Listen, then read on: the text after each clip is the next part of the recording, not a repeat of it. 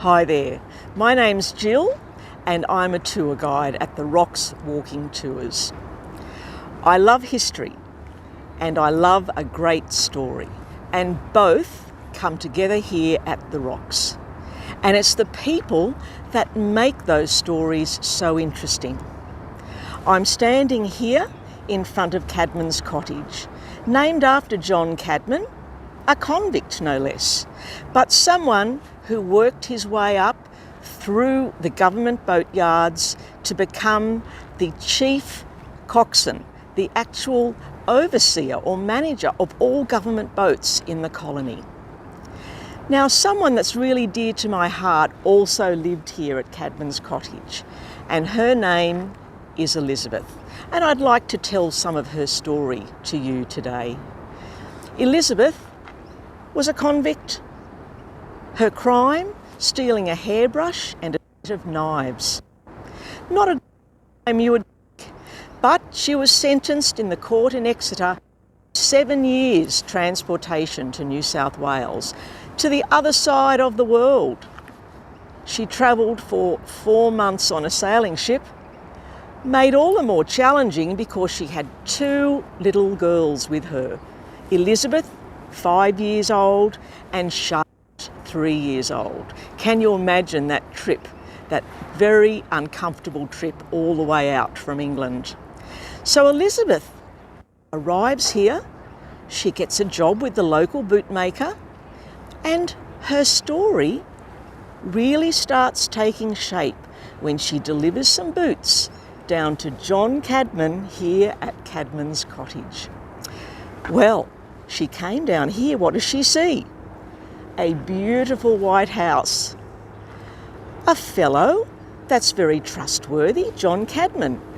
Very responsible, has an important job in the colony. And most importantly, John Cadman has been pardoned, so he is a free man. Well, you could say he was a good catch. So Elizabeth sees all of this, and you know what? As they say, the rest was history. Not too long, they were married, and they were living here at Cadman's Cottage. And those little girls, Elizabeth and Charlotte, I can just imagine them. One of those windows would have been their bedroom. Imagine what they would have seen out here across Circular Quay.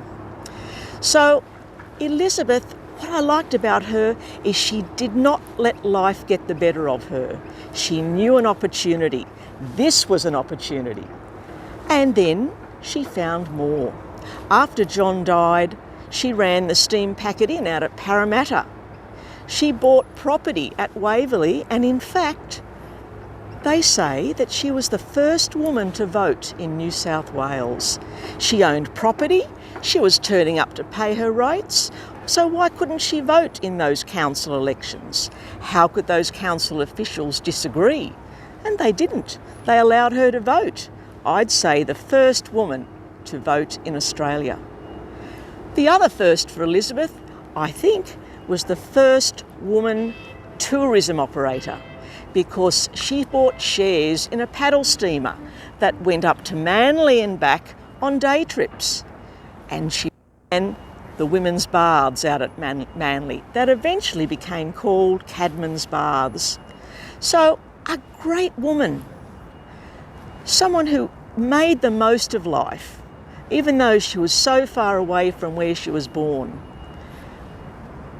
The Rocks is full of these great stories, just like this one.